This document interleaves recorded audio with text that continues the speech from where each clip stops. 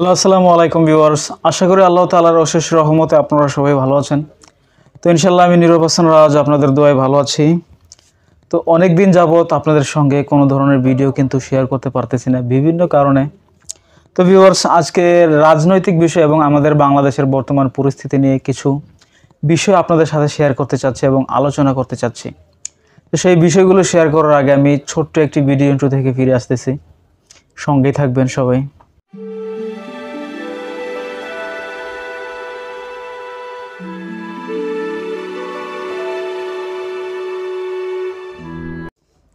Hello viewers, তো ছোট্ট একটি ভিডিও ইন্ট্রো শেষে আমরা আবারও ফিরে আসলাম মূল ভিডিওতে। কথা বলছিলাম বাংলাদেশের বর্তমান অবস্থা নিয়ে। তো আপনারা হয়তো অনেকেই জানেন বা অনেকেই প্রবাস থেকে আপনারা দেখেছেন বাংলাদেশের কেমন অবস্থা ছিল।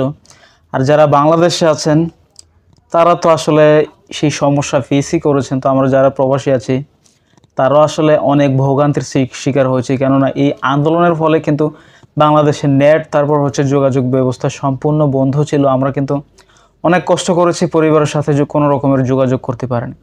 তো ভিউয়ার্স, এখন কথা হচ্ছে ছাত্রদের আন্দোলনের বিপ্লবের ফলে কিন্তু আমাদের যে স্বৈরাচারী সরকার, যারা এখন ছাত্ররা নাম দিয়েছে স্বৈরাচারী সরকার, তো সেই সরকারকে কিন্তু তারা হাঁটাতে সক্ষম হয়েছে। তো হাঁটাতে সক্ষম হওয়ার ফলে কিন্তু তারা এখন দেশের মধ্যে যে অস্থায়ী সরকার, সেই অস্থায়ী সরকার কিন্তু তারা বসাতে সক্ষম হয়েছে। এখন আসলে বিভিন্ন রাজনৈতিক মহল কিন্তু চাচ্ছে আসলে বাংলাদেশের মধ্যে খুব তাড়াতাড়ি নির্বাচন অনুষ্ঠিত হোক এবং নতুন কোনো দল ক্ষমতায় আসুক।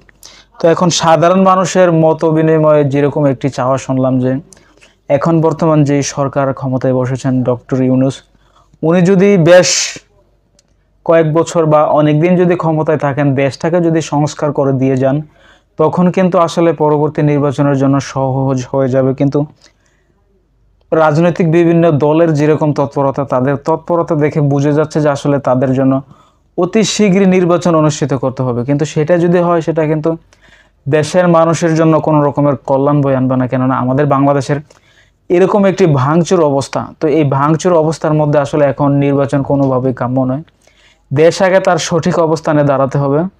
দেশ যখন তার সঠিক অবস্থানে দাঁড়াবে, দেশের মানুষ যখন একটা স্বস্তিজনক স্থানে পৌঁছে যাবে, স্বস্তিজনক জায়গা থেকে তারা ভোট দেওয়ার মতো পরিস্থিতি তৈরি করতে পারবে দেশের মানুষ, তখন আসলে নির্বাচন হওয়া উচিত। এখন দেশের জনসাধারণের আসলে একটাই কাম্য, দেশ ভালো করে চলুক, দেশের মানুষ শান্তিতে থাকুক। আসলে নির্বাচন দিয়ে মানুষ কি করে? মানুষের যদি শান্তি না হয়, মানুষের পেটে যদি ভাত না থাকে, সেটা হচ্ছে একমাত্র প্রধান বিষয়। এখন সবার আগে ফোকাস করতে হবে দেশটা যেন ভালো চলে, দেশের সব কিছু যেন স্বাভাবিক হয়ে যায়, দেশের লেনদেন যেন সব কিছু স্বাভাবিক পর্যায়ে চলে আসে।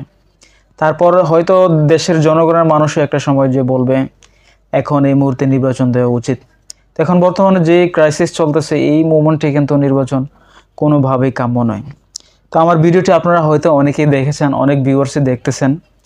তো আপনারা এখন এই মুহূর্তে আপনারা কি মনে করতেছেন যে অতি তাড়াতাড়ি নির্বাচন দেওয়া কি আসলে দেশের জন্য কতটা কল্যাণকর হবে? এবং নির্বাচন যদি 1 বছর বা 1.5 বছর বা 9 মাস যেরকমই হোক, লং টাইম বা দেশটাকে গোছানোর জন্য যেরকম একটা সময় দরকার, ওই সময়টা নিয়ে যদি ডক্টর ইউনূস যে নতুন সরকার বসেছেন, উনি এই সময়টা কাজে লাগিয়ে দেশকে একটি স্বস্তিজনক জায়গা নিয়ে দিয়ে যাক। তো আপনাদের কাদের কি চিন্তা, কাদের কি মতামত, প্লিজ আমার কমেন্ট বক্সে জানাবেন। এবং যারা যারা আমার নতুন ভিউয়ার্স, দয়া করে আমার চ্যানেলটি সাবস্ক্রাইব করে পাশেই থাকবেন। তো ভিউয়ার্স, সবাই ভালো থাকবেন। দেখা হবে ইনশাআল্লাহ পরবর্তী কোনো ভিডিওতে। আল্লাহ হাফেজ।